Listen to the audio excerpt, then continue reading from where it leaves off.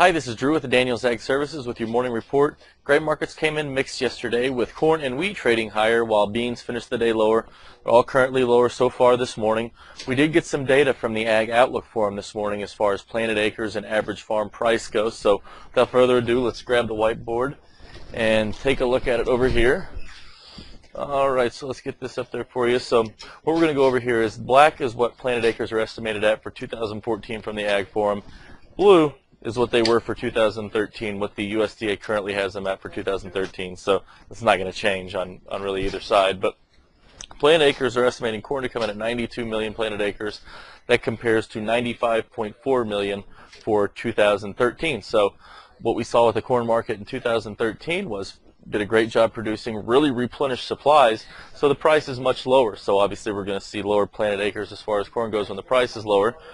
For beans, planted acres are expected to come in at 79.5 million acres compared to 76.5 million acres. Well, bean stocks are really tight right now and the price is higher, so incentivize producers to go ahead and plant more soybeans. So that's kind of what we're seeing there with the beans.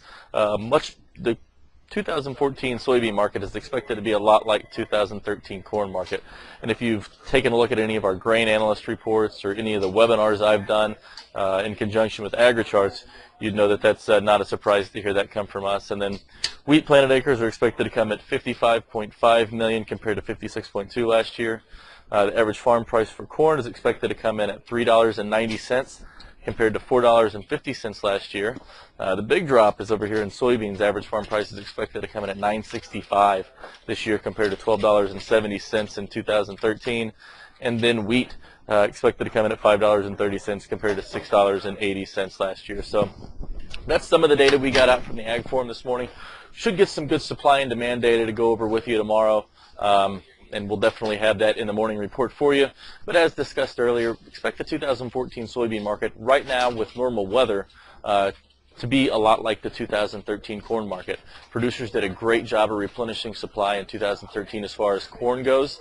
That's why we're seeing the average price drop to what it is compared to what it was, say, in 2012 or 2011.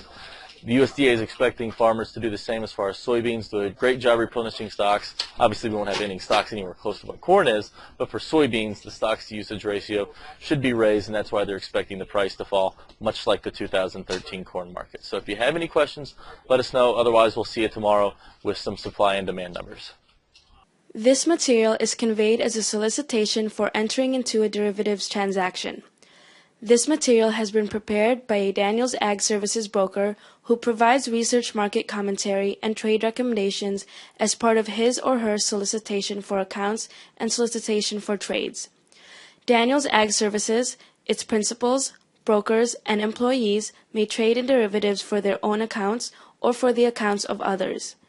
Due to various factors, such as risk tolerance, margin requirements, trading objectives, short-term versus long-term strategies, technical versus fundamental market analysis, and other factors, such trading may result in the initiation or liquidation of positions that are different from or contrary to the opinions and recommendations contained therein.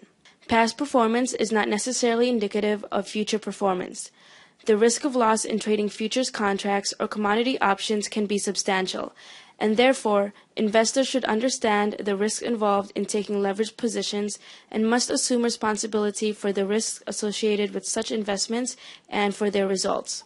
You should carefully consider whether such trading is suitable for you in light of your circumstances and financial resources. You should read the risk disclosure accessed at www.danielsagservices.com. Daniels Ag Services is not affiliated with, nor does it endorse any trading system, newsletter, or similar service. Daniels Ag Services does not guarantee or verify any performance claims made by such systems or services.